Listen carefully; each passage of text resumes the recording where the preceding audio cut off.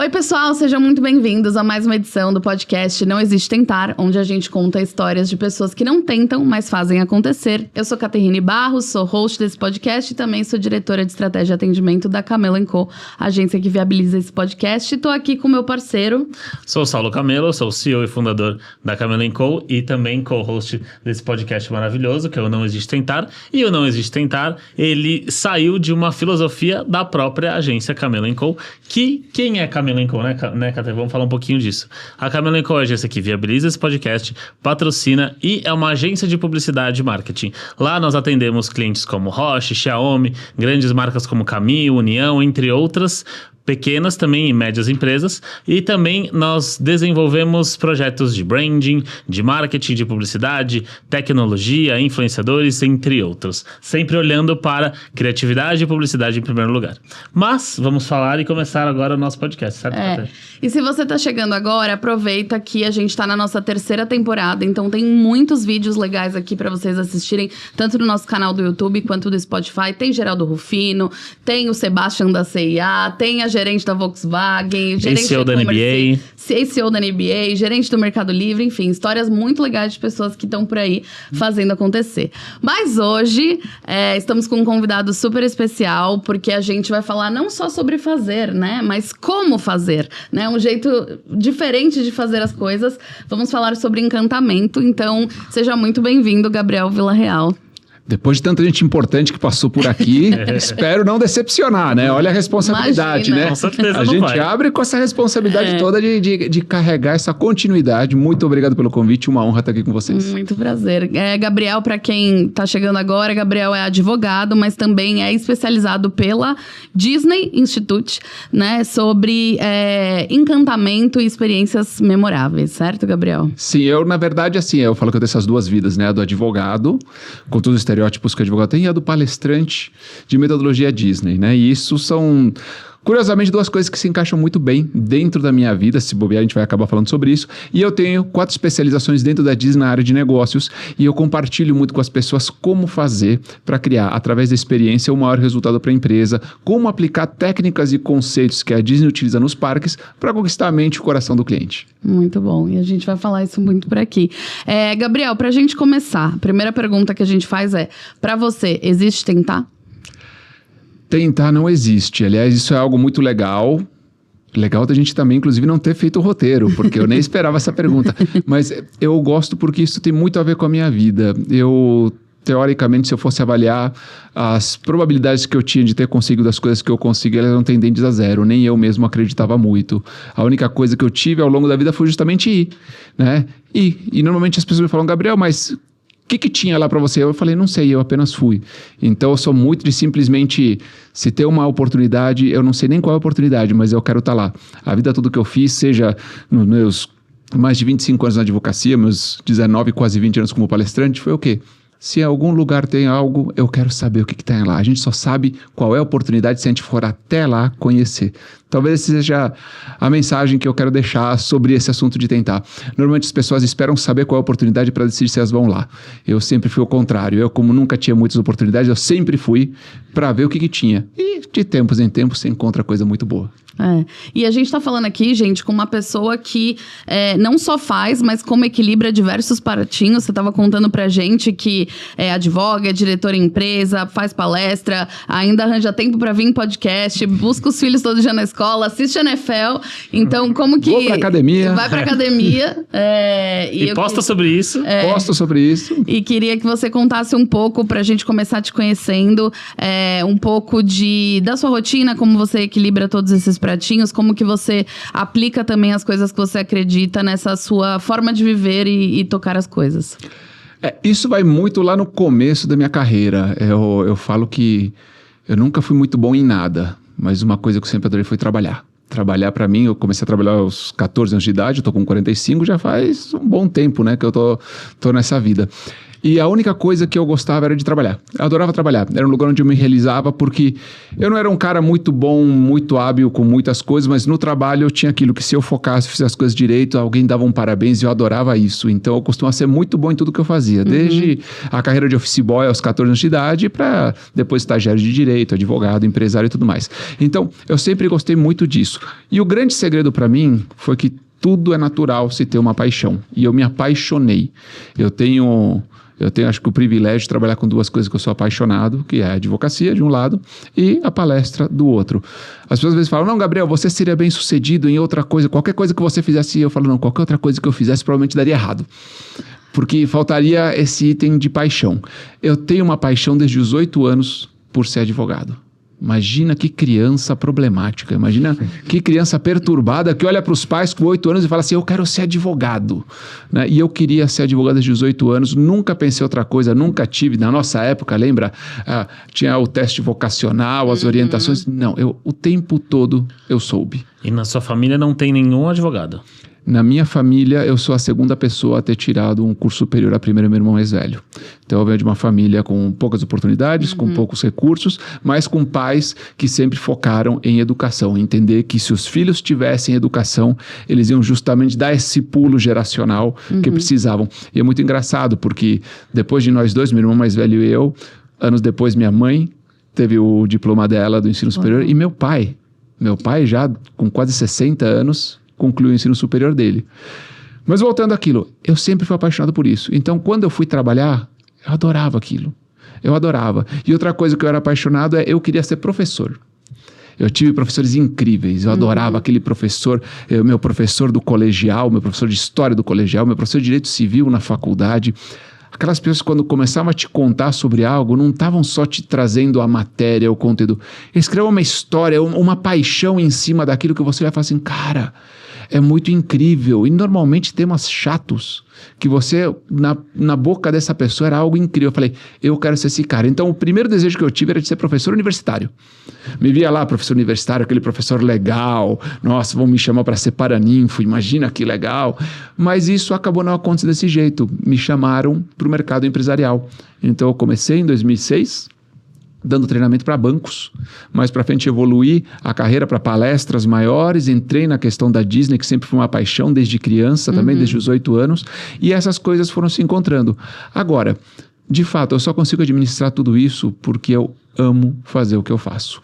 Porque fazer o que eu faço envolve muitas vezes dormir pouco, envolve muita viagem, muito avião, envolve distância da família para um cara que gosta de proximidade com a família. E quando eu faço a matemática, a conta não fecha. Dá mais do que 24 horas no dia. Mas eu não sei como é que eu faço, mas eu consigo fazer tudo isso. Mas principalmente, eu consigo ser feliz. Outro dia, uma colega palestrante no evento que a gente dividiu, ela dizia o seguinte, que um dos males de hoje em dia é que a agenda cheia é sinal de sucesso. E de fato, as pessoas hoje em dia acham que ter a agenda cheia é sinal de sucesso e elas vão perdendo a saúde em cima disso. Eu falo que eu consigo ser uma exceção, porque minha agenda cheia é um sucesso para mim, justamente porque, cara, é muito legal. É muito legal fazer o que eu faço. Não sei se eu teria paixão de fazer outra coisa diferente do que eu faço, mas isso que eu faço para mim é bom demais. Muito bom. Então, vamos começar pelo começo, né? Você, quando a gente fala, né, o estereótipo de direito, de advogado, é uma coisa um pouco mais burocrática, ou talvez prolixa, ou talvez que não tenha... Você está sendo gentil. Ou talvez que não tenha tanto a ver aí quando a gente olha pra Disney, a gente fala de encantamento, de experiência e tudo mais. Como que você migrou, né? Eu não vou dizer nem migrou de uma coisa pra outra, porque você continua com os dois, mas como você... entendi que o direito foi, né, uma coisa que foi o seu começo e que depois veio a questão de usar a Disney não só como uma paixão, um hobby, mas como algo que você podia ensinar e orientar outras pessoas. Mas como que veio essa transformação e como que você une essas duas coisas hoje? No direito eu sempre trabalhei para os outros e quando eu trabalhava para os outros, até os 25 anos de idade, eu gostava muito da técnica. E aí isso eu era o típico advogado. Tipo de que gosta da técnica, domina a técnica, se vangloria de quanto domina a técnica. Quando eu virei empresário, eu vi que o seguinte, o que eu gostava mesmo era de pessoas. E eu entendi que por trás de cada problema que eu resolvo com técnica, existia uma pessoa e que independentemente de eu resolver ou não o problema dela, essa pessoa precisava dormir bem. Eu falo que o produto do nosso escritório é sono tranquilo. Sono tranquilo não importa se estou fazendo melhor, se você não dormir bem, não foi suficiente. Então, focar muito mais em comunicação com o cliente, focar muito mais em conforto para o cliente, em passar segurança, em ter um alinhamento dele de expectativas e riscos, tudo isso de cuidar de alguém através da técnica. Então, isso já me marcou muito, que foi esse desejo de cuidar de pessoas através da técnica. Quando você fala isso, você já está dentro da Disney. Porque uma coisa que eu aprendi com a Disney não é sobre o que você faz, é sobre o impacto que você gera na vida de alguém. Quando a Disney fala qual é o propósito da marca dela, ela fala é criar felicidade entregando o melhor entretenimento para pessoas de todos os lugares e todas as idades. Ou seja, eu não estou no ramo do entretenimento, eu estou no ramo da felicidade. Entretenimento é o que eu faço, mas se eu fizer entretenimento e ele não te fizer feliz, não valeu a pena. E aí essas duas coisas se juntaram. Eu gosto de pessoas, eu gosto de fazer pessoas felizes através do meu trabalho. E o direito, de um lado tão estereotipado, a figura do advogado e tudo, cara, a gente tem como cuidar de gente todos os dias. Então eu foquei para isso. Isso fez com que a gente mudasse muitos padrões dentro do escritório, inclusive incorporando a filosofia da Disney à advocacia. E isso nos criou um perfil um pouquinho mais especial e diferente. Por quê? O que as pessoas pensam de advogado? Eu disse que você foi gentil. O que as pessoas pensam de advogado é mentiroso, arrogante, corrupto, mercenário, ladrão. E sem ofensa nenhuma aos advogados, porque eu sou advogado. Sim. Mas isso não quer dizer que eu sou ou que você que está nos assistindo é. Estou dizendo, isso é o que as pessoas aprendem na sociedade que a gente é. E o que eu falo para tratar de pessoas a primeira coisa que a gente tem que fazer é desarmar essa bomba. A primeira coisa que a gente tem que fazer é desarmar essa bomba do estereótipo. Por quê? Porque se as pessoas já esperam algo ruim de você, primeiro você tem que trabalhar tudo isso para que a pessoa possa te conhecer de verdade. Se dispor a conhecer você por quem você é, não por aquilo que a sociedade ensinou sobre a sua profissão. Então, o que eu falo? A primeira coisa que a gente faz com qualquer cliente é desarmar a bomba. Desarmar a bomba é o quê? É mostrar um outro lado que ele não espera ver num advogado.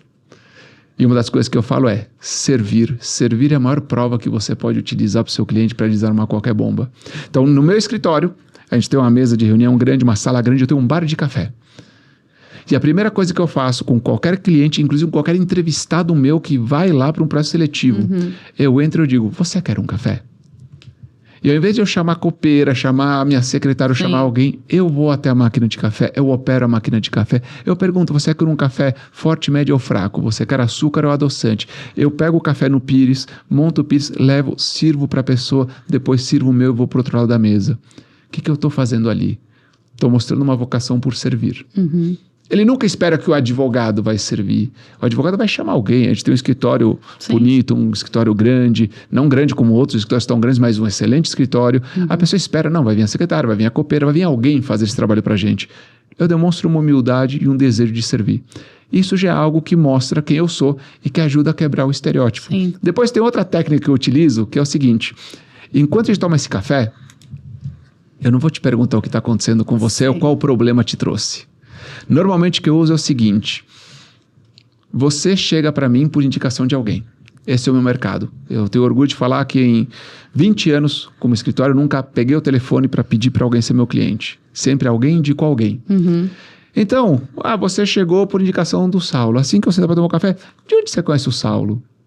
E você vai falar, eu conheço aqui, ou você vai falar pouco, vai falar muito. Se você falar pouco, eu vou falar muito sobre onde eu conheço. E a gente vai conversar desse ponto de afinidade. O que eu estou fazendo nesse momento? O que eu estou fazendo nesse momento, eu estou encenando um ritual que você tem com seus amigos. Tomar um café e falar sobre a vida é algo que eu faço com alguém que é um amigo. Então, ao invés de eu entrar, imagina o seguinte, ao invés de você entrar numa sala de reunião onde vai chegar um advogado de terno e gravata com cara séria, formal, falando de um jeito complicado, você encontra um cara disposto a te servir e que inicia uma conversa sobre a vida. O que acontece? O teu cérebro entende que não há uma ameaça. Quando eu quebro esse sinal de ameaça, aí eu desarmei a bomba. Aí quando você não me enxerga como uma ameaça, você diz, deixa eu conhecer quem é essa pessoa. E aí você se permite me conhecer por quem eu sou. Tem uma frase que eu falo muito que é percepção é realidade. Então, muitas vezes as pessoas tentam chocar. Tipo, você me percebeu como arrogante. E eu fico tentando te provar que eu não sou arrogante. Ao invés de pegar e falar assim, não, você me percebeu como é arrogante, deixa eu te mostrar. Eu tenho que lidar com essa percepção e eu tenho que fazer você deixar de ter essa percepção sobre mim pra entender e não bater de frente. Muitas vezes as pessoas ficam batendo e falando, não, eu não sou. Mas, na verdade, se a pessoa já chega no escritório com um estereótipo de você é um advogado arrogante, ele vai falar um monte de coisa que eu não vou entender e etc, vai só querer levar meu dinheiro ou qualquer coisa, você desarma, né? E você, por dentro, faz essa pessoa tirar um pouco dessa primeira impressão, dessa percepção e entrar, né? Você falou de dinheiro. Dinheiro é algo importante. O que eu faço também durante uma reunião? Eu sou generoso. Não é que você me faz uma pergunta e eu digo, eu só posso te responder essa pergunta se você assinar um contrato comigo. Eu te respondo a pergunta. Então você entra, porque você espera o advogado mercenário, ele vai querer, ele só vai abrir a caixinha de conhecimento dele se eu pagar. Eu respondo a sua pergunta, já te recebi, estou aqui. Então assim, a gente cria uma experiência diferente. Agora você falou tudo. Percepções. A primeira coisa que eu falo quando eu falo de experiência do cliente, é entender que a experiência do cliente acontece no mundo de percepções. Então, a sua verdade é diferente da minha, porque você é uma pessoa diferente de mim, com uma vida diferente, com um conhecimento diferente, com uma jornada diferente. Então, o maior erro que tem em experiência do cliente é você querer que a sua verdade seja a mesma verdade do teu cliente. Quando você se permite conhecer a verdade do seu cliente, normalmente quando a pessoa fala assim, me acham arrogante, mas eu não sou. Você pode até não ser, mas você tem que falar, então, que comportamento meu faz as pessoas terem a percepção de que eu sou arrogante? Porque se a gente for para Disney, é justamente sobre isso, é sobre comportamento. Não importa quem você é. Quer uma brincadeira? Tem uma brincadeira que eu faço sobre comportamento, que é o seguinte. Eu trabalho muito como advogado com divórcio. E uma das coisas que eu mais vejo são pessoas que se divorciam se amando. Eu amo ele, mas sinto que ele não me ama. Aí você vai para outra sala, eu a amo, mas sinto que ela não me ama. Você fala, cara, como é que pode estar nessa realidade? E o que eu percebi com isso? E que me leva, tem muito a ver com também a questão das percepções das emoções na Disney. É possível você amar alguém e a pessoa não se sentir amada. Porque amor tem a ver com a consciência que você tem de algo que só você conhece. Amar alguém, se eu amo alguém, é uma consciência que eu tenho sobre mim. E muitas vezes é isso. Muitas vezes é tão real, é tão verdadeiro esse amor que eu tenho aqui dentro que como pode ser que você não veja? Mas você não vê o meu sentimento. Então, quando a gente fala, eu falo assim, você ama alguém? A pessoa fala, amo. E eu faço uma pergunta diferente, você faz essa pessoa se sentir amada? É outra reflexão. Por quê? Porque fazer se sentir amado é comportamento. É que comportamento eu vou ter para que isso seja exteriorizado de maneira que a pessoa fala assim, não, isto que eu recebi é representativo de amor. Então, muitas vezes, mas você não me ama. Eu te amo. Não, mas eu não percebo o teu amor. E eu brinco. É possível amar alguém e a pessoa não se sentir amada. Agora, é possível não amar alguém e fazer a pessoa se sentir amada? Chama-se golpe. Qual que é a função do golpe? Qual que é a estratégia do golpe? É alguém que não te ama fazer você se sentir amada. E quando você vê situações como essa, é o quê? É uma pessoa que não ama, o sentimento não existe, ilude, né? Mas ela tem um comportamento que faz a outra pessoa ter a percepção de um amor que sequer existe. Por isso, uma coisa que eu quero dizer para você é muito importante. Comportamento está acima de pensamento e sentimento, porque as pessoas não leem o que você pensa, o que você sente. Elas só conseguem ler e perceber o jeito que você se comporta. Então, se você não alinha comportamento, seja numa empresa ao redor da cultura, seja numa relação ao redor daquilo que você quer demonstrar, você não está controlando a percepção das pessoas sobre você. E é justamente isso. Eu não me acho arrogante, mas algum comportamento desalinhado faz as pessoas pensarem que eu sou. E você tocou num ponto que a gente até estava falando esses dias, que é...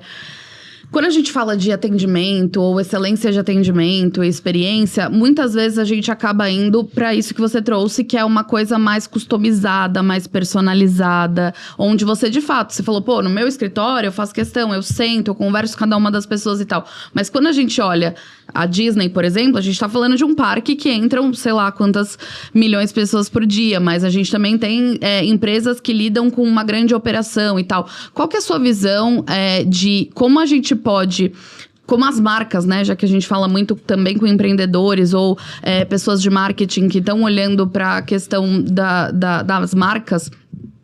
Qual é a sua visão sobre como as empresas podem trabalhar o seu atendimento ou a experiência que o seu cliente está tendo, sem não necessariamente, às vezes, poder parar ali e fazer uma coisa tão customizada e tão personalizada como você está trazendo? Eu acho que é sempre sobre pessoas, né? A Disney tem 5 pilares da estratégia de excelência dela. Marca, cultura, liderança, atendimento e inovação. E esses pilares, um sempre vai interagir com o outro. Ou seja, a liderança representa a nossa cultura, a nossa marca direciona a nossa liderança, a inovação reforça a nossa marca. Todos eles interagem um com o outro o tempo todo. Agora, onde que está a entrega de tudo isso? Eu falo que assim, você precisa pensar na excelência como uma corrente. E normalmente o que as empresas falham é o seguinte: eu quero que a ponta de atendimento seja excelente, mas toda a corrente não chega lá de forma excelente. Eu não tenho uma boa relação interna, não tenho uma boa cultura, não tenho uma boa relação entre líder e liderado. E o que o seu cliente vai receber lá no final é o acúmulo de tudo que foi feito ao longo do trajeto. Saindo do presidente, passando por todo mundo, vai chegar nele. E aí é que normalmente as pessoas pensam o quê? Ah, Gabriel, mas é só treinar, servir o café. Não é servir o café. É o sorriso que você põe por servir o café. E você só vai sorrir se for legítimo. Porque eu posso falar para todo mundo, qualquer pessoa pode falar assim: não, Gabriel, a partir de agora então eu vou servir o café. Não é o jeito que você serve o café. Aliás, não é o fato de você servir o café, é o jeito. Porque esse jeito é de alguém que está representando alguma coisa. Então, se o seu time de linha de frente não se sente representado pela tua cultura, pela tua marca, ele vai mecanizar um comportamento que não vai traduzir aquilo que queria ser traduzido. Quer ver uma coisa? Eu tinha um amigo, muitos anos atrás, muito tempo atrás. Amigo casou, cara do interior, né? Pessoa mais rústica, né? O cara mais do mato, né? E família de fazendeiro, boi, fazenda e tudo mais. E ele casou. E certa semana a esposa começa a falar assim: é porque minha amiga ganhou uma dúzia de rosas colombianas, um buquê com uma dúzia de rosas colombianas. Naquela época da febre da rosa colombiana, que se a gente começar a conversar vai revelar a idade, né? E ele percebendo, é um cara com menos tato para as coisas, mas percebeu que ela ao longo da semana mencionou várias vezes a tal da dúzia de rosas colombianas. O que ele fez? Ele, certo dia, voltando para casa, pegou 2 dúzias, 2 buquês de uma dúzia. Chegou com um em cada mão e tocou a campainha para ela abrir a porta. Quando ela abre a porta, olha para ele e fala assim: eu não acredito. E ele olha para ela e fala assim: você não queria flor? Eu trouxe flor. Não é sobre a flor. Então, não é sobre o café. O que eu falo sobre os times da Disney é que tem muita coisa que é feita no bastidor para aquela pessoa gostar de servir. E quem não gosta de servir não vai conseguir fingir isso. Por isso até que dentro da própria Disney se fala: contrate por atitude, treine por aptidão. Contrata o ser humano. Contrata um ser humano que tem a maior possibilidade de alinhamento cultural com quem você é, o resto você ensina. Eu ensino o cara a fazer o café, mas eu não ensino ele a sorrir ou a gostar de servir esse café. Eu ensino muita coisa, muita técnica, muito procedimento. Né? Eu ensino tudo isso para ele. Agora, ele legitimamente gostar de servir, eu não consigo ensinar. Então, esse é um dos pilares, inclusive, dentro da minha empresa. Eu quero ver se a pessoa gosta de servir. Porque servir, culturalmente, as pessoas acham que quem serve é menos. E eu te digo uma coisa: servir torna você muito mais. Servir te engrandece, te enobrece e, principalmente, te dá um papel especial na vida das pessoas. Imagina você passar o seu dia inteiro servindo pessoas que no final do dia tiveram um dia melhor porque você existiu. Isso faz parte da felicidade de fazer o que você ama. Sim. E se não for, né, igual você falou, se não for genuíno, é um golpe. Se não for genuíno, é golpe. Se não for genuíno, é golpe. Agora, depende muito de como isso é executado. Por quê? Eu, por exemplo, não é todo dia que eu vou para uma palestra e eu estou feliz. E o que eu falo é: se a gente vai entregar um show, a gente tem que entender a diferença do ator e do personagem. Gabriel Villarreal fica no bastidor. Quem sobe no palco é Gabriel Villarreal, palestrante. O cara do paletó vermelho. E ele que vai subir. Esse cara está sempre feliz. Esse cara sempre adora a plateia. Esse cara, nossa, nunca tá com dor nas costas, adora ficar 1h30 em pé, nunca tá com dor de garganta, tá sempre ótimo. E tá... Por quê? Porque esse é o cara que aparece pro show. E aí as pessoas às vezes falam assim: pô, Gabriel, mas aí você não tá sendo falso? Eu falo: não tô sendo falso. eu tô levando o meu personagem pro atendimento. Eu tenho um personagem meu como advogado. E eu também, no dia que eu não tô bem, se eu tenho uma reunião como advogado, o advogado, ele tá bem. E às vezes as pessoas pensam sobre isso. Não, Gabriel, então você tá simulando. Não tô simulando. Eu tenho personagens da minha vida que eles garantem o quê? Que eu sempre vou ser a mesma pessoa naquele ambiente. Porque, imagina a pessoa assistir uma palestra minha. Na minha palestra tem muito humor, então a pessoa ri, tem momentos de emoção, a pessoa chora, e de repente outro dia ela passa e vê uma placa assim, nossa, hoje tem palestra de Gabriel Villarreal, e ela decide entrar. O que ela quer encontrar? Ela quer encontrar de novo aquilo que ela já viu. E se eu não tivesse personagem, o que acontece? Se eu levar o cara do bastidor pro palco, aquele cara naquele dia pode não estar... Vai ver que no primeiro dia estava bem, no segundo dia não está bem. Então, eu acho interessante do ponto de vista de qualidade de vida até, porque te permite uma fuga.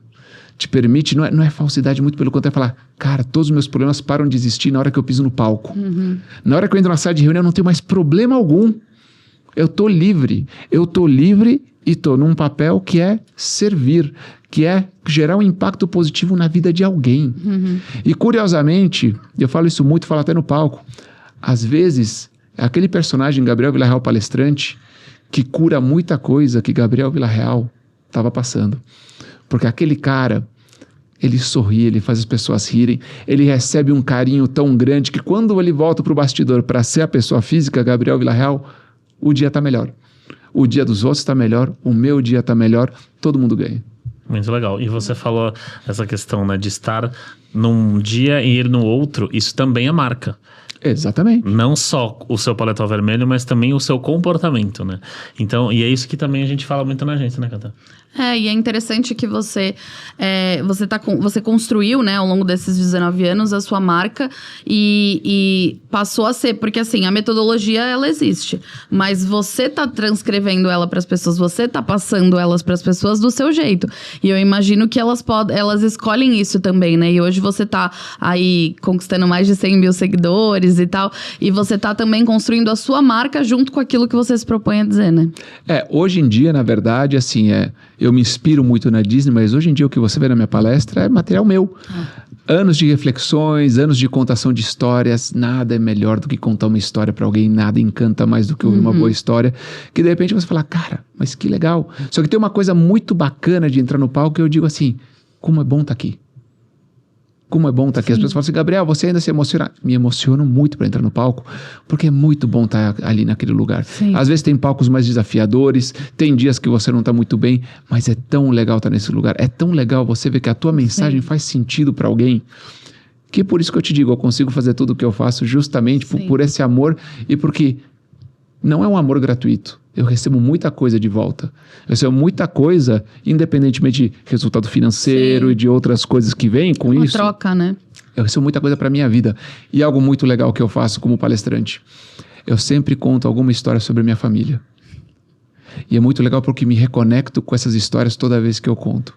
Então, durante a palestra, quando eu estou contando uma história sobre meus filhos, sobre minha esposa, eu estou me ouvindo, eu estou falando, cara, não esquece disso. Sabe, não esquece disso. Quantas histórias você tem que são incríveis e você se esquece? Quantas vezes você se desconecta das suas próprias histórias? Eu acho que contar uma história emociona, mas principalmente contar uma história pode emocionar você pelo simples fato de contar. Tem uma história que eu conto do meu filho, que toda vez que eu conto, eu tenho que segurar, né? Eu tenho que segurar para falar, não, aqui tem que continuar o show. Mas eu falo, cara, como é que pode? Agora a gente vai querer saber a história. Conta a história do seu filho. Tem N histórias que eu conto do meu filho, meus dois filhos, né? Meu filho mais velho, o Rafael, obviamente por ser o primeiro, é o cara que mudou totalmente a minha vida, né? Ele é um marco na minha vida. E tem várias histórias que eu conto. Uma é muito longa, se vocês tiverem tempo, eu conto por aqui. Conta, você acha que vale a pena? Quando o Rafael nasceu, eu já era empresário e eu vinha do quê? Eu vinha de que, como eu falei para vocês, eu sempre gostava de ser muito bom naquilo que eu fazia, adorava trabalho. Então, como office boy, eu era extremamente eficiente. Eu queria fazer mais e melhor em menos tempo e por isso todo mundo me parabenizava e eu construí minha autoestima em cima disso. Fui ser estagiário de direito. Estágio de direito, office boy de terno. Sim. Então também eu fui muito eficiente, eu queria lá fazer rápido, fazer bem feito. Depois me tornei advogado, fui ser eficiente, me tornei empresário, quis ser um empresário eficiente. E eu sempre vivi nesse paradigma da eficiência. Até que o Rafael nasceu, eu fui ser um pai eficiente. E como pai eficiente, Às 5h30 da tarde, o Rafael saía da escola e às 5h30 da tarde o carro parava na porta da escola, faça chuva ou faça sol. Às 17h45, o Rafael estaria no banco de trás do carro, quer ele quisesse, quer não. Às 18h15, chegaremos em casa e eu tinha que dar banho, colocar pijama e dar o jantar para ele. E eu dava um banho rápido, eficiente, sem desperdício algum, colocava o pijama, ia dar o jantar para ele também, um baita de um jantar rápido, eficiente, e depois a minha esposa chegava e ficava com ele para ter aquela interlocução de mãe que trabalha até tarde, né, que se culpa, né? Junto com a mãe nasce a culpa, né? Não importa quanto você faça, sempre tem esse pinguinho de culpa na mãe. E aí certo dia eu tô no meu quarto, e eu ouço uma gargalhada. Sabe aquela gargalhada de criança que tá engasgando na gargalhada? Era o Rafael. E eu paro tudo e digo, ué, o que tá acontecendo? E assim que eu saio pelo quarto, viro pro lado e vejo a Patrícia dando banho nele. Um banho totalmente ineficiente, um banho horrível. Banheira cheia, chuveiro ligado, água transbordando, o sabonete no fundo da banheira lutando pela sobrevivência. A Patrícia encharcada, porque o Rafael jogava água nela. E por que o Rafael jogava água nela? Porque toda vez que ele jogava água nela, a Patrícia fazia uma careta. E era a careta da Patrícia o motivo da gargalhada do Rafael. Sim. E eu falo que foi nesse momento que eu entendi a diferença entre show e eficiência. Eu era um pai eficiente, mas eu não era um pai show. A partir dali eu comecei a criar uma série de shows para os meus filhos. O primeiro show que eu apresentei para o Rafael foi na segunda-feira seguinte, que chama Festa da Espuma. A Festa da Espuma. Né? Ele tinha que ganhar também. Não é por ganhar, é por entender. Quando eu falo isso, não tem nada a ver com a minha esposa, porque nunca será nem possível chegar perto daquilo que ela faz pelas crianças. Sim. Mas eu entendi o quê? Eu enxergar meu filho como uma tarefa no meu dia. E sabe o problema de tarefa? A tarefa é o que eu não gosto e quero que acabe logo. É diferente do show. Show é algo que eu adoro e que eu gostaria que durasse mais um pouquinho. Imagina se tivesse 5 quartos. Se a NFL tivesse 5 quartos. Se não fosse só de setembro a fevereiro, se tivesse mais 2 mesinhos ali. Aí, se alguém te der mais 2 meses, você fala, mas podia ter um terceiro mês a mais. Sabe aquilo que você gosta tanto que não importa quanto te deem, você diz, poderia ter mais um pouquinho? Eu não tinha esses momentos com meu filho. Por quê? Porque eu ia lá e eu fazia o que um pai eficiente faz. Eu cumpria com todas as minhas obrigações, as minhas tarefas. E o primeiro show que eu fiz para ele foi a Festa da Espuma. Que eu peguei um balde com shampoo, abri o chuveiro no máximo, ele não entendeu nada e eu coloquei o balde com shampoo lá em cima. E nesse momento ele me olhou como se eu fosse a pessoa mais incrível do mundo. E nesse momento, pela primeira vez, a gente brincou ao longo de um banho, que normalmente duraria 5 minutos, 10 minutos. A gente teve uma brincadeira gigantesca entre a gente, um momento de conexão. E é aí que eu falo que a partir dali eu comecei a criar muitos shows. Porque eu falo que a estratégia do show da Disney, do good show da Disney, é que quem conhece gosta, quem gosta volta, quem volta traz alguém. E eu falo que entregar um bom show pro seu filho é uma garantia que lá na frente, quando ele estiver morando em algum outro lugar, tiver sua própria vida, ele vai querer voltar. Ele vai querer te ver. Então eu crio show pra tudo. Eu crio pequenas histórias muito bacanas que eles curtem. A gente tem nossos rituais. Mas o primeiro grande show começou numa banheira. Quando ele era pequenininho. E ele achou incrível que o pai dele conseguiu encher aquilo tudo de espuma. E que a gente brincou. Porque era a primeira vez que aquele cara que era tão focado em eficiência abriu mão da eficiência para falar, hoje é o momento de a gente viver um show. Sim. Curiosamente, quando você vai ver os princípios da Disney, as chaves da Disney, a primeira é segurança, a segunda é cortesia, a terceira é show, a quarta é eficiência. Todas elas sobre o guarda-chuva da inclusão. Todas elas, que a quinta chave é a inclusão. Agora, na própria Disney, olha só, o Rafael me ensinou algo que a Disney fala. Entre show e eficiência, escolha sempre o show.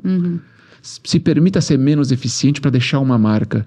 E o que a gente pode trazer, falando de algo que a gente já falou? É a diferença entre o que você faz e o impacto que você gera. Se você focar em eficiência, você está focando em fazer bem o que você faz. Se você focar em show, você está focando em garantir que aquilo que você faz gere um impacto na vida de alguém. A partir desse dia, eu decidi virar um pai show. Um pai show. Muito bom, adorei a história. E eu acho que é um ponto do que a gente tem falado muito hoje, que é você sair do automático, né? Eu acho que quando a gente olha muito para essa questão da eficiência, você entra às vezes num piloto automático que te impede de perceber os detalhes. E quando a gente fala muito sobre, não só sobre o atendimento, mas até quando a gente tá assessorando algumas marcas em como estabelecer o seu atendimento, no nosso caso, muito digital, Também é um ponto que eu quero falar com você depois, mas geralmente são nos detalhes, né? Que a gente consegue fazer uma diferença, trazer uma experiência diferente para as pessoas. E se a gente tá no automático, se a gente tá focado só em executar, só em entregar a tarefa, só em fazer aquilo que não é menos importante, mas se a gente entra nesse piloto de só buscar eficiência, a gente perde os detalhes, né? Nada contra a eficiência. Sim. E cada empresa vai direcionar o seu business como ela achar melhor. Sim. Agora, tem uma coisa que a Disney fala que é o seguinte, né? Nas palavras de John Handt, um engenheiro de imaginação, Imagineering, dos mais famosos da Disney, ele fala, qual que é a nossa fórmula? Qual é a fórmula do nosso sucesso? Ele fala, é dar atenção aos detalhes, ao mínimo. E ele fala, esse finalzinho eu adoro, pequenos itens que os outros não querem gastar. Falar de novo até. Pequenos itens que os outros não querem gastar tempo, dinheiro ou esforço para fazer. E aí vem o que eu falo. Você não vai ser melhor que o seu concorrente por fazer melhor o que ele faz. Você vai ser melhor por fazer algo que ele não faz. Uhum.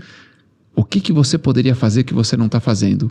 Eu, por exemplo, eu como advogado, a gente fala muito como que Disney e advogado se cruzam. Sim. Eu como advogado tenho um hábito, um comportamento que eu faço que nenhum advogado faz. Algo incrível, algo impensado para a advocacia.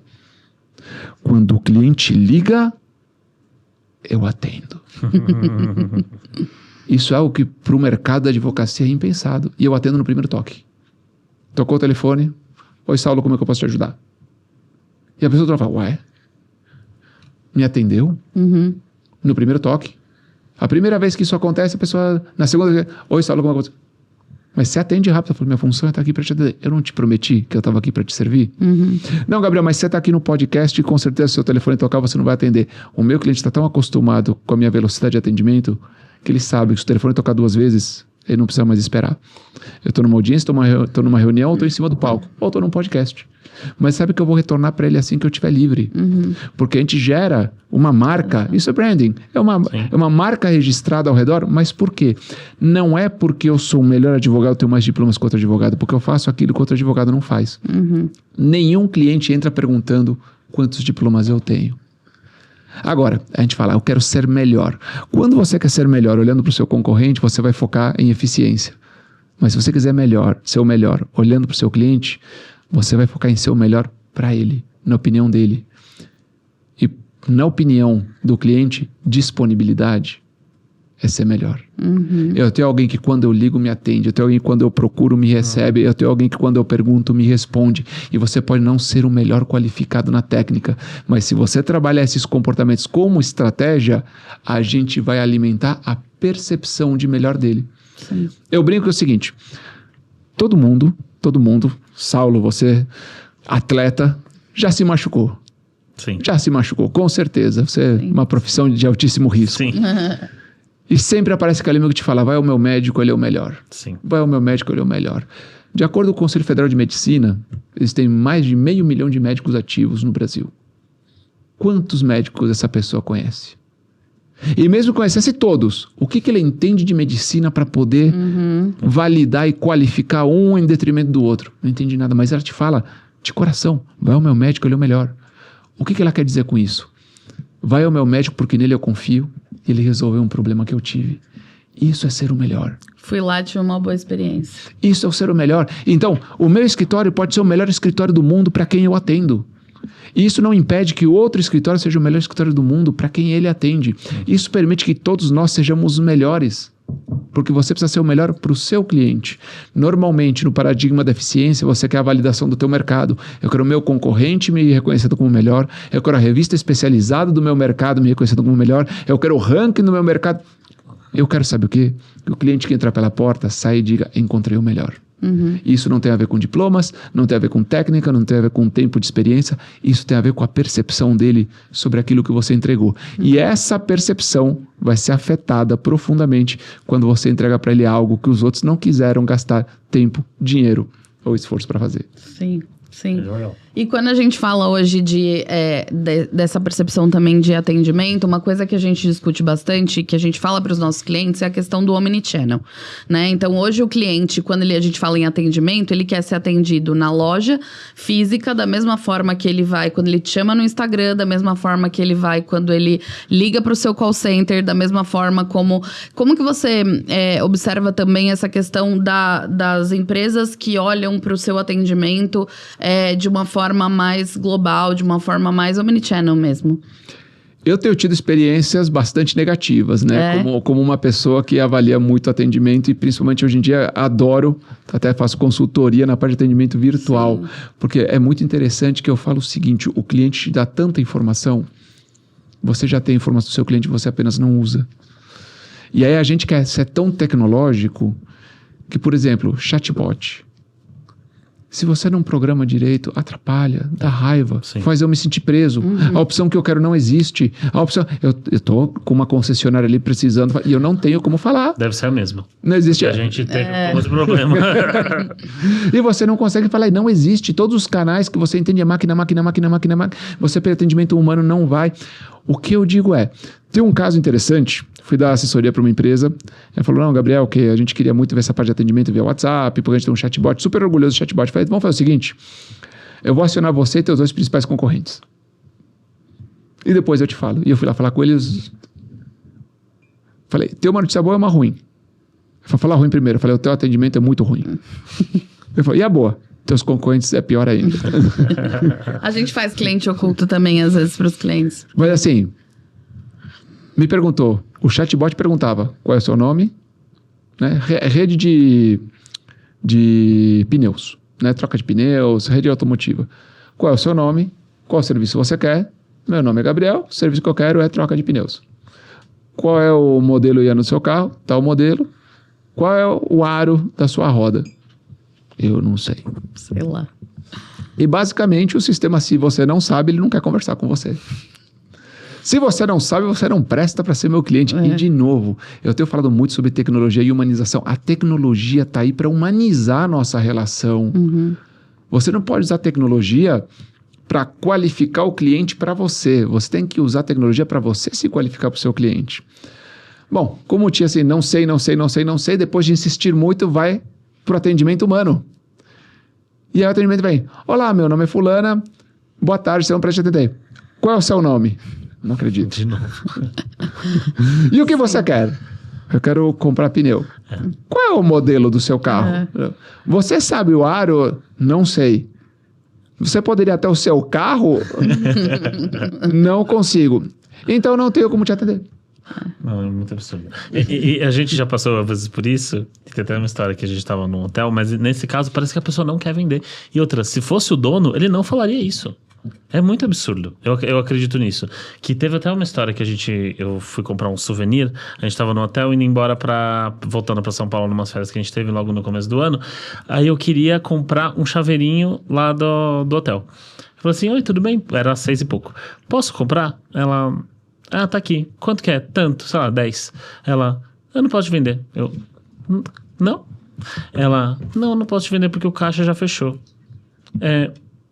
Tá, mas eu tô aqui, eu tô com o dinheiro. Eu tô aqui, você tá aí, eu tenho dinheiro, você tem o negócio, a loja tá aberta, eu tô dentro da loja. A pessoa tava lá, eu falei assim, você não pode me vender? Não, eu só posso vender se outra pessoa autorizar. Tá, você pode falar com ele? Ah, não, ele não tá aqui. Ah, não, sério, a gente ficou uns 10 minutos. Era assim, era literalmente ele, um chaveiro, a moça, o dinheiro na mão e tipo, ela tá ali. De louco. É uma conversa lunática, tipo, a loja tá fechada, mas a gente tá dentro da loja e aí a gente fala assim, a gente tá acostumado a ter essa impressão quando tem o chatbot, mas ter essa impressão com um ser humano foi tipo assim, moça, não é possível, eu tô com o dinheiro, você tá com o chaveiro, a gente quer comprar e a gente foi embora sem o chaveiro.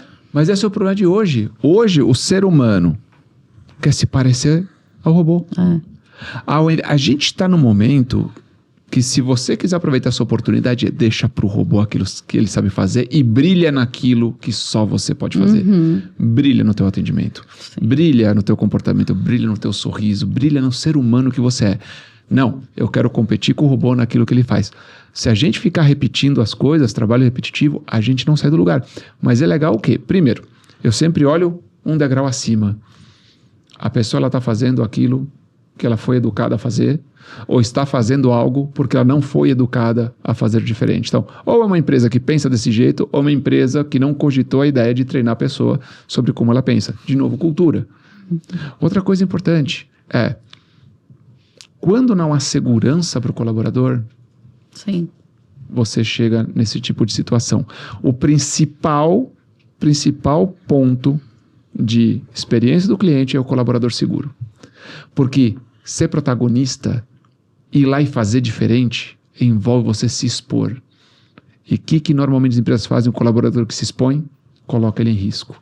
Então, se não tem uma cultura que te dá essa proteção de você falar, cara, eu sei que a empresa espera que eu faça alguma coisa, eu sei que a empresa quer que eu crie algo bacana para esse cliente, lógico, pode deixar, eu vou vender, vou abrir o caixa, vou fazer aqui.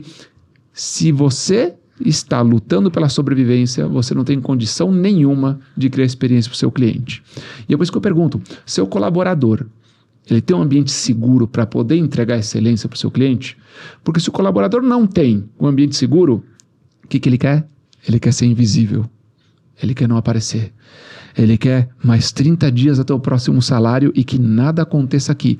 Eu prefiro decepcionar o cliente e continuar invisível do que me colocar em evidência para tentar agradar o cliente. Seguir as regras ali, o by the book, eu não vou me prejudicar. E... Teve um restaurante que foi interessante. A gente uma vez foi almoçar num restaurante. Minha sogra pediu um prato. Era um restaurante de hambúrgueres. Minha sogra pediu um salmão. E de repente veio o salmão primeiro. A gente falou, ué, mas cadê os hambúrgueres? É que o salmão saiu primeiro. Mas ela falou, olha, moço, eu gostaria de almoçar com a minha família. Não tem problema. Ele voltou.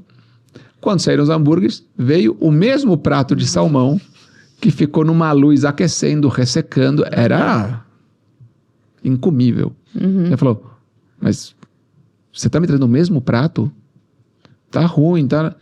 A partir do momento que falou isso, é aí que a cultura vem para a mesa. O garçom não sabia o que fazer. O garçom não sabia o que fazer.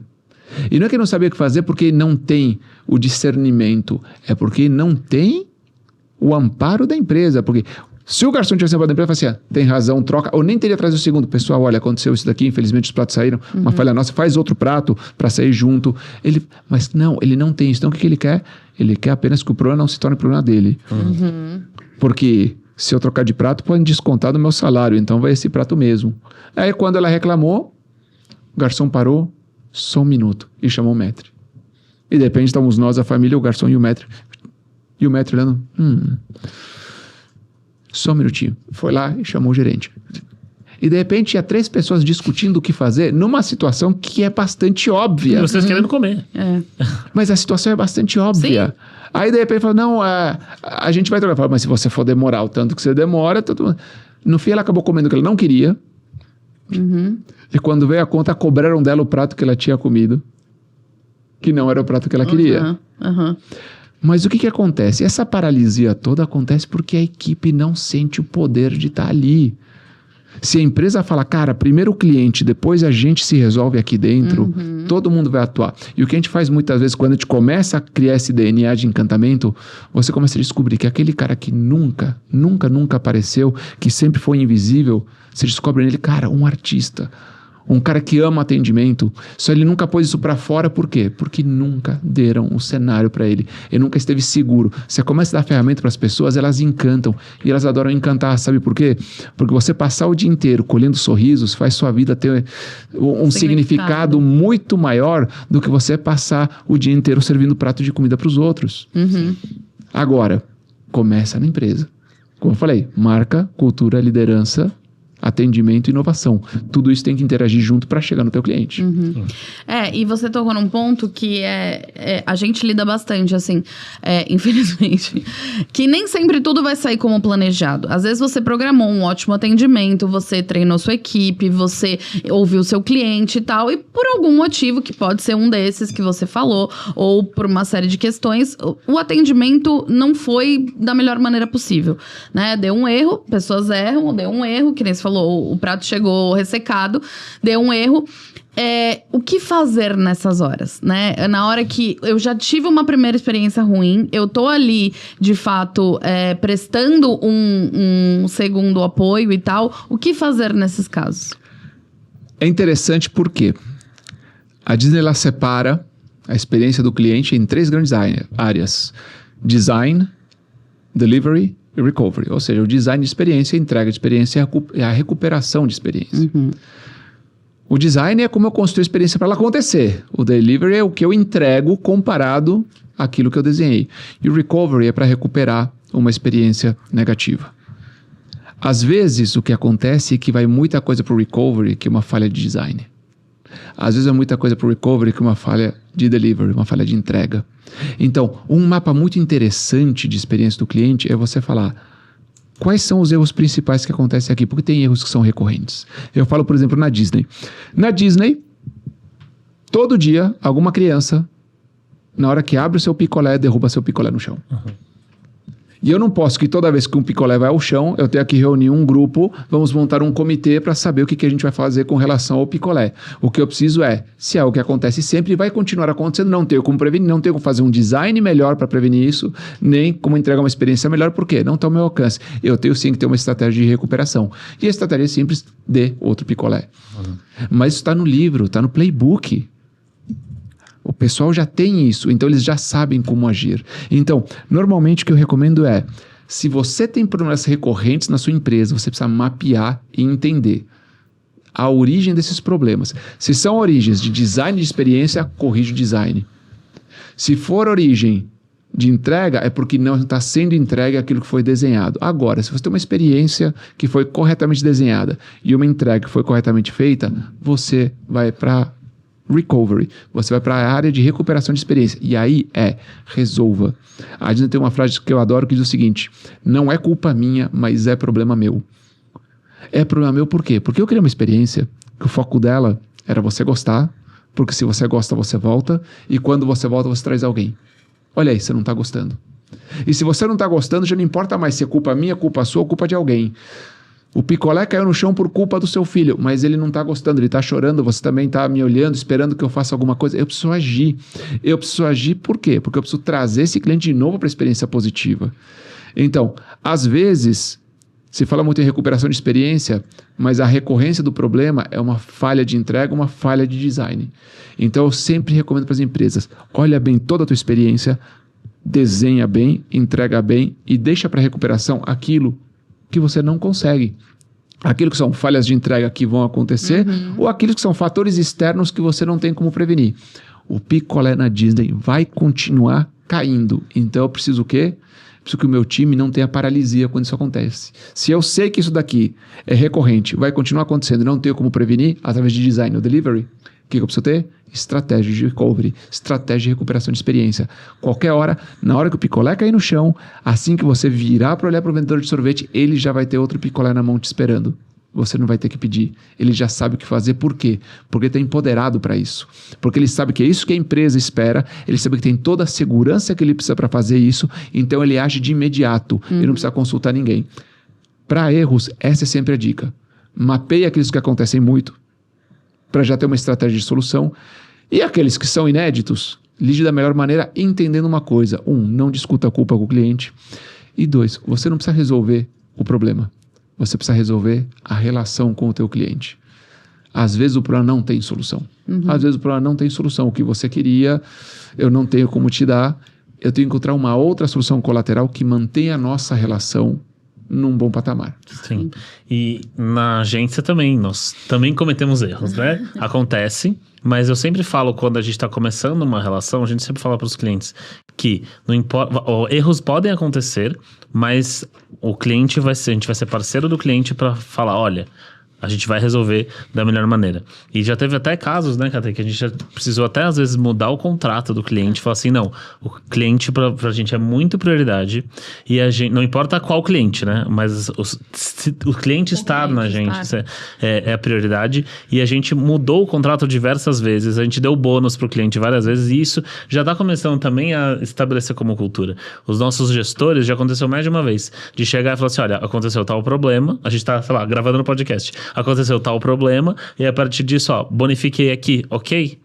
Ok. A gente não vai recriminar por conta disso, porque a gente está pensando na experiência positiva do cliente, para que ele realmente tenha isso. Por quê? Porque no final também, atendimento bom é negócio. Porque a Disney faz isso também, não por ela ser estratégia. ONG. Exato, é uma estratégia. Nós fazemos a estratégia para o cliente ficar, para ele também poder indicar, e a Disney é a mesma coisa, né, Gabriel? O que mais me surpreendeu na Disney é que é o seguinte: não é sobre destino, é sobre direção. Então, imagina o seguinte, alguém da tua equipe se deparou com uma situação que precisava ser resolvida. E você está aqui no podcast, você não tem como ajudar. Ele foi lá e ele resolveu de uma determinada maneira. Ele fez algo. Uhum.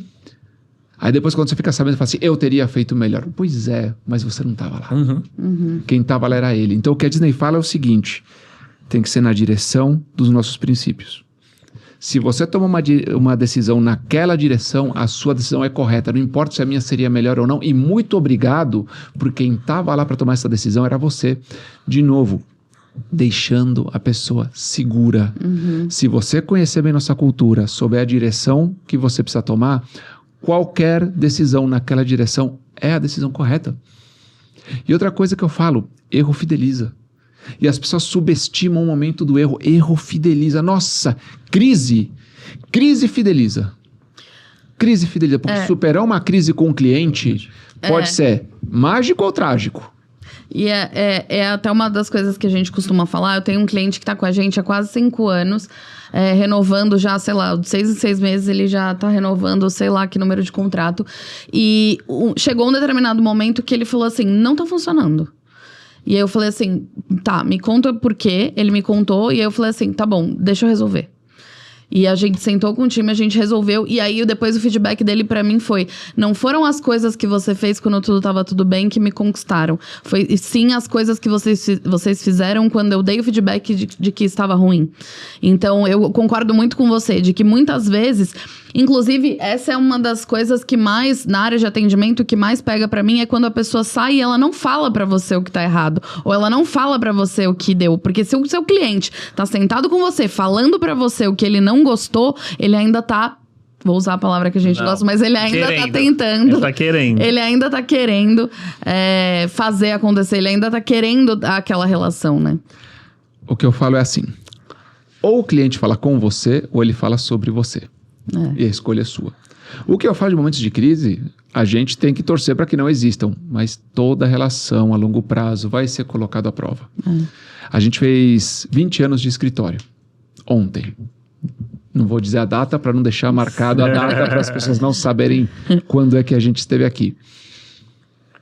E ao longo do ano eu pensei muita coisa para fazer. Sabe o que eu fiz? Eu fiz um texto, para cada cliente nosso, que está com a gente há mais de 10 anos. Um texto rememorando a nossa história e mandando um gráfico para ele de quanto a jornada dele conosco significa na nossa jornada como empresa. E um desses clientes tem 93% da nossa história. Ele tem quase 19 anos com a gente. E eu fiz um reconhecimento que é uma mensagem de WhatsApp e um gráfico de Excel. Sim. E que as pessoas puderam sentir por quê? Porque comprar uma garrafa de vinho e mandar entregar na sua casa, qualquer um faz. Mas você saber que o fundador da empresa parou para pensar quais foram os marcos, os principais desafios, os principais momentos, as principais crises que a gente teve, para lembrar, cara, obrigado porque eu não estaria aqui se não fosse você. Quando eu falo de crise é o seguinte, qualquer empresa sabe te tratar bem quando tudo está bem. Qualquer uma. Agora, pouquíssimas empresas sabem te tratar bem quando tudo está mal. Normalmente, quando tudo está mal, o que a empresa fala? Não foi culpa minha. Se afasta, solta a mão do cliente e impõe ele para longe. Não é culpa minha, você não entende do meu mercado, você não leu o meu contrato, está focado na culpa, está focado em se defender. Se eu estou me defendendo, é você de um lado ou do outro. Que eu falo, não é você de um lado ou do outro. Eu do teu lado, para a gente ver o problema pela mesma ótica. Sim. As pessoas gostam, você está ali, eu estou aqui e o problema está aqui no meio. O que eu preciso, não. A gente está um do lado do outro, olhando o problema. Porque quando você consegue ter essa solução, essa recuperação de experiência, agora teu cliente sabe algo importante sobre você, como você vai me tratar nos dias ruins. E como você vai me tratar nos dias ruins vale muito mais de como você me trata nos dias bons. Qualquer relação a longo prazo depende do que vai ser feito nos dias ruins. Vale para casamento, vale para amizade. É uma coisa que eu falo, isso vale para casamento até, que a gente conversa muito. Eu tomei um olhar aqui.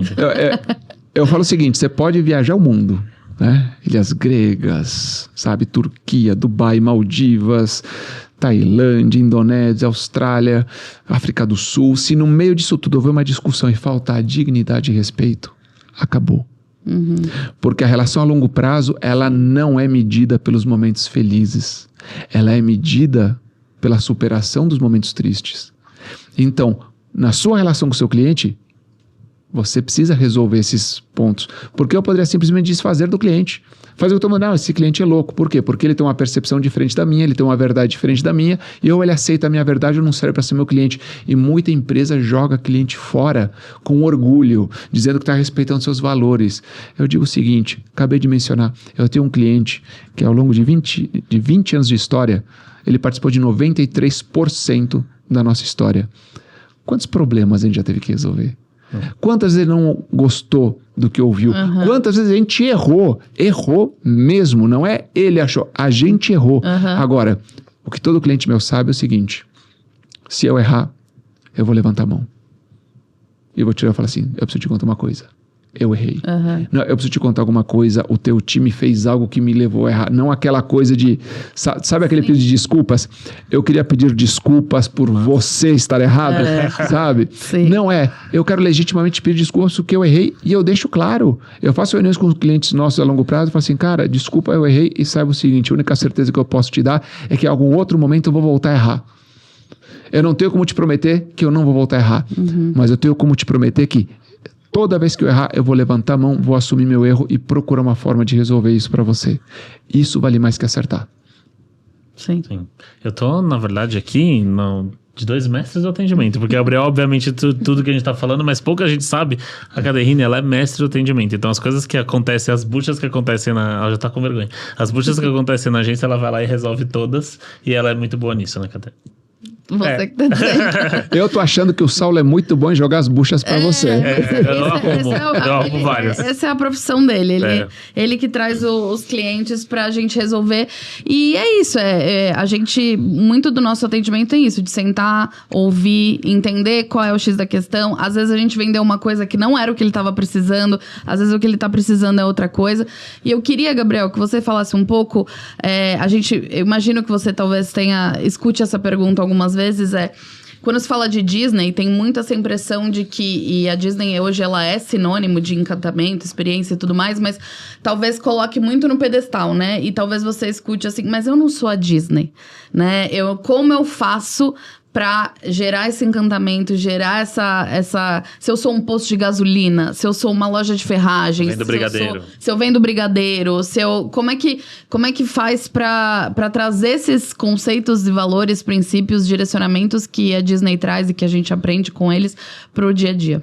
Toda palestra sempre tem alguém que pensa, pra Disney é fácil porque ela é grande e tem muito dinheiro. Toda vez. E o que eu falo assim que eu faço uma palestra, eu digo, e tudo que eu vou te contar hoje custa R$0 para você fazer. Por quê? Porque você pode ter mais recursos ou menos recursos, isso depende de cada empresa. Agora, sorrir é de graça. Se importar é de graça. Servir é de graça. Estar disponível é de graça. Tem muita coisa que mesmo que você não tenha recursos, te qualifica para você ser o melhor na opinião daquela pessoa que você está atendendo. Eu posso te receber com um sorriso ou não. O que eu gosto de explicar para as pessoas você precisa montar o seu show. E aí você vai ter as ferramentas. Tem empresas que vão ter muitas ferramentas, mundos e fundos. E tem gente que você é a empresa e fala, cara, a única coisa que eu tenho é isso aqui. Agora, você se veste como? É de um jeito intencional? Você capricha? Ou de qualquer jeito? Você se preocupa em sorrir? Você se preocupa em estar feliz? Ou você se preocupa em representar aquilo que você quer? Gabriel, eu não sou uma pessoa feliz, sou uma pessoa séria e formal. Não tem problema, tem cliente que adora a gente séria e formal. Eu gosto de ser engraçado e divertido. Você imagina que a gente abre reuniões sobre problemas gigantescos das empresas e eu começo a fazer piada com os meus clientes. Mas quem gosta, fica. E quem não gosta vai embora e vai ser atendido por aquele que representa melhor o que ele quer receber. Gabriel, mas eu não sou divertido, eu sou formal. Tem gente que adora gente formal. Mas a partir do momento que você decidir ser formal, tem que ser formal todo dia. Não pode um dia ser formal, no outro chegar brincando. E tem muita coisa, tem duas coisas que se desperdiçam muito. Primeiro, muita informação que você tem sobre o seu cliente que você não usa. Porque você quer usar sobre o seu cliente informação que é útil para você vender, ao invés de usar a informação que é útil para você atender ele melhor. Né? Então, o seu cliente vem te falar assim, oi, tudo bem? Eu quero comprar um imóvel, eu sou casado, tenho 2 filhos, e procuro um imóvel de 110 metros. O cara anota, 110 metros. Sim. É isso. 110 metros. Sim. Já sei. Sim. E você fala assim, cara, ele te contou da vida. A gente falava de Omnichannel. O Omnichannel muitas vezes desperdiça informação que você já recebeu. Mas por quê? Porque você usa a tecnologia para qualificar o cliente para você, ao invés de usar a tecnologia para você se qualificar para aquele cliente. Sim. Então, quando você fala de investir, você pode ter dinheiro, pode não ter. O que eu digo é, você pode criar grandes mudanças no teu atendimento, entendendo que você controla muitas coisas que são de graça. Você controla o jeito que você se veste, você controla a sua postura, você controla o jeito que você fala. Você controla se você interrompe a fala alheia ou não. Você controla se você se interessa pelo que a pessoa está falando. Se você presta atenção, você controla se você olha no olho. Tem muita coisa que está no teu controle, que se ao invés de você fazer isso de forma orgânica, ou seja, faz no improviso, do jeito que vier, você falar, cara, eu quero montar um personagem que entrega esse show. Você fala, tá bom, o meu personagem é um cara que presta atenção. Por exemplo, eu sou uma pessoa que eu tenho muita dificuldade em prestar atenção nas pessoas quando falam. Porque eu sou falador.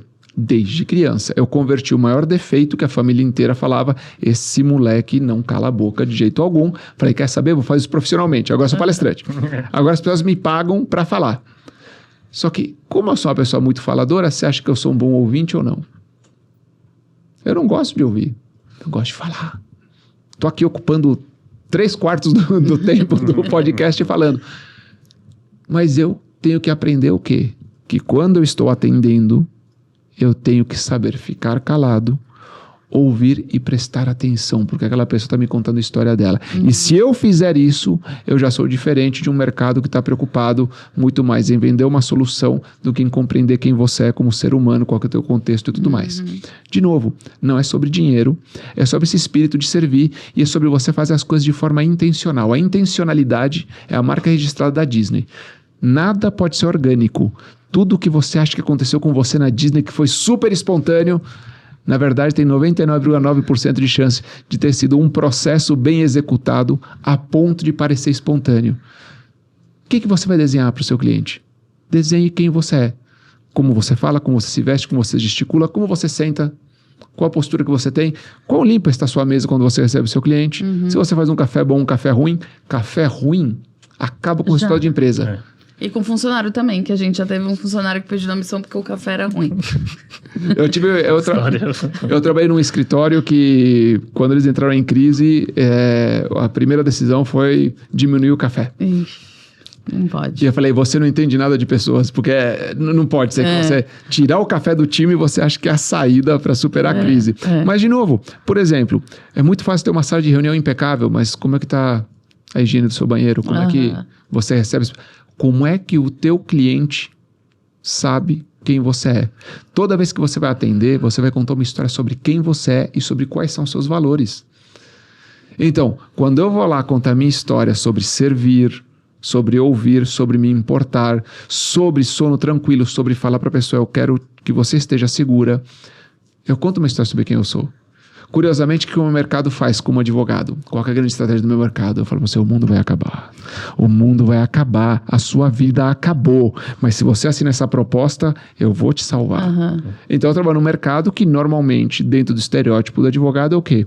Eu tenho que te avisar que o fim do mundo vai acontecer, porque se o mundo não acabar, foi graças a mim. Eu digo o quê? Fica tranquilo, o mundo não vai acabar. Isso aqui vai dar trabalho, mas eu preciso que você me dê a mão, que você confie, que a gente passe por isso juntos. Gabriel, tem cliente que não gosta, não tem problema, tem o cliente perfeito para cada empresa. A questão toda é, se você tem uma cultura que ela vai para a mesa toda vez que o cliente aparece.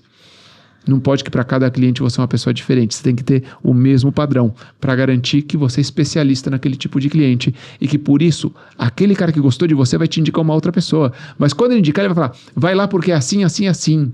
E quando a pessoa chegar, tem que encontrar aquilo. Como quando alguém fala assim, não, contrata a palestra do Gabriel, porque é divertido, é isso, aquilo. Agora imagina, eu vou chegar, não, hoje eu não tô bem, quer saber? Você em paletó. Eu vou te contar uma que essa me marcou. Fui fazer um evento de encerramento de ano em Caldas Novas, Goiás. Uma rede de hotéis. 1.000 colaboradores. O que não me falaram é que era um evento ao ar livre. 42 graus no relógio, sensação térmica de 45. E eu subi no palco de paletó. Sabe por quê? Porque não é negociável. Porque não é negociável. Eu fui lá entregar o personagem. O paletó depois teve que ir para uma lavagem, recalchutagem, teve que passar. Mas o que acontece é, eu trabalhei muito para construir esse personagem. E esse personagem que as pessoas querem encontrar, eu não posso desmontar ele, eu não posso entregar o show pela metade, não posso acabar mais cedo, porque tudo aquilo é uma estratégia. Quando eu vou pro palco, eu quero mostrar um personagem que as pessoas gostem. Porque se elas gostam, elas voltam, e quando elas voltam, elas trazem alguém. Indicação e recorrência. Não, mas hoje tá muito quente, então tiro o paletó. Mas hoje eu tô cansado, então vamos falar menos. Mas hoje eu tô com dor nas costas, vamos falar sentado. Mudou tudo. O grande segredo é pegar coisas que você consegue gerenciar, você mapear elas dentro de uma estratégia e você executar todos os dias. Não é negociável. Todo cliente que entrar vai tomar um café. Gabriel, se você tem 6 reuniões no dia, eu tomo 6 cafés expressos por dia.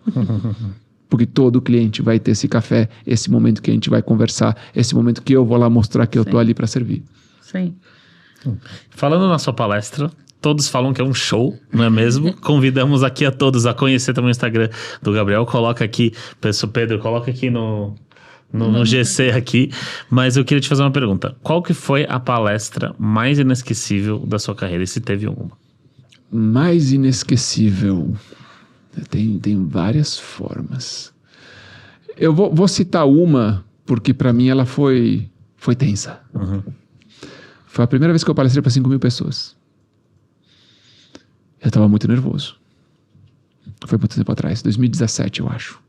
Final de 2017. E onde foi? Foi no Rio de Janeiro, no Espaço Rio Centro. Lá, gigante, do lado do Patrimônio Olímpico. Sim. Né? E arquibancada de estádio montada, sabe? Imagina 5.000 pessoas. E eu chegava lá, feliz pra caramba, porque o meu maior público tinha sido 1.000 pessoas e eu saía de 1.000 para 5.000. Uau! E eu com tudo preparado. Imagina um telão de 8 metros de altura por 20 de comprimento. Depois eu te mostro uma foto, quando a gente terminar aqui eu vou te mostrar a foto de eu pequenininho com meu 1,87 m perto do telão. E eu, não, vamos lá, vamos fazer o que a gente faz, não importa, tomando coragem também, porque é sempre um desafio, por mais que você goste. Quando eu subo no palco, aquela estrutura é tão gigantesca que eu não enxergava a plateia.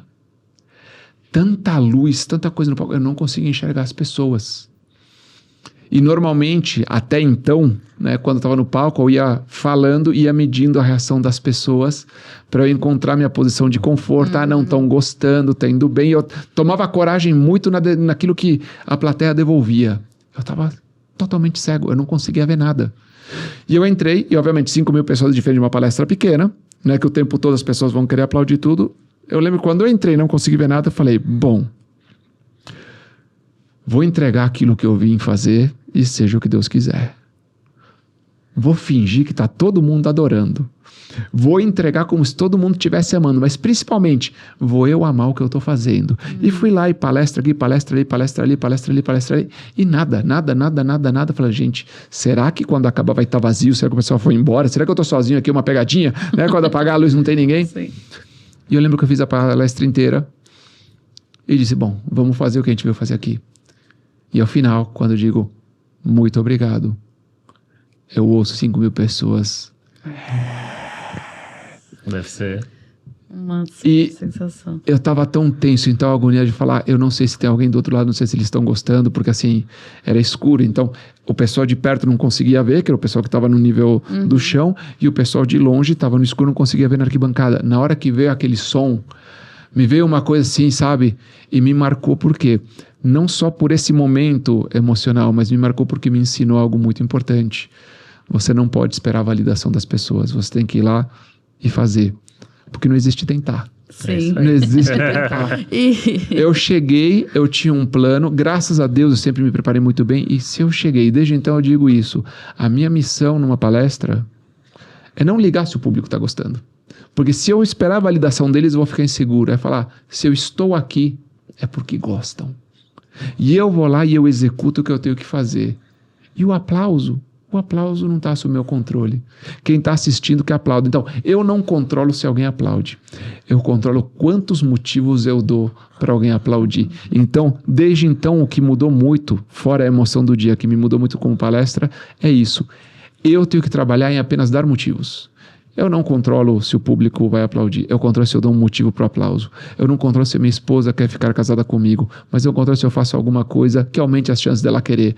Eu não controlo se os meus clientes vão estar comigo amanhã. Mas eu controlo tudo o que eu faço para saber se vale a pena para eles. Então é sobre isso. Ao invés de querer ter controle sobre o outro, você controlar a si mesmo para dar motivo para os outros estarem com você, para o seu cliente não ir embora, para o seu cliente ficar do seu lado, para as pessoas ao seu redor terem uma amizade, uma relação de comunidade, porque isso está no teu controle. E a gente falava, a sua experiência do cliente é como é que você gere as coisas que você controla, ao invés de tentar gerir o que você não controla.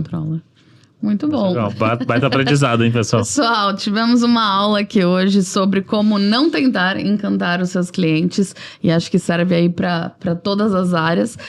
Gabriel, foi um prazer ter você aqui. Agradeço muito pelo bate-papo. Queria ficar mais algumas horas, mas a gente marca um segundo momento. E, bom, pessoal, quem quiser conhecer um pouco mais do trabalho do Gabriel, deixa aí o seu contato para as pessoas. O contato é simples, me acessa pelo Instagram, que é onde eu gosto de centralizar todo o meu relacionamento. E se eu falar o Instagram vai ser muito longo, porque é gabriel.villareal.oficial, Villa Real com 2 L's, 2 R's, tudo junto.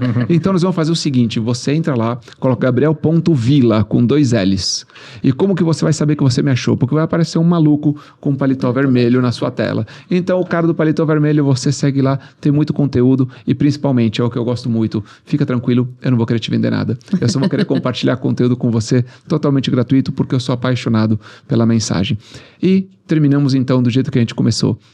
Nada é melhor do que você fazer aquilo que você é apaixonado. Quando você é apaixonado, ser apaixonado te permite servir, te permite ser generoso, te permite ser empático, porque deixa de ser sobre o outro, passa a ser sobre você na vida do outro. Então você consegue enxergar que há um ganha-ganha. Você consegue enxergar que fazer o bem para o outro é uma excelente estratégia para a tua vida, para a tua felicidade. Muito bom. É isso, pessoal. Obrigada por mais uma edição. Curte aqui se você gostou, deixa um comentário para contar pra gente qual foi o seu melhor momento desse episódio e a gente se vê no próximo. Obrigada. Tchau, até a próxima, pessoal.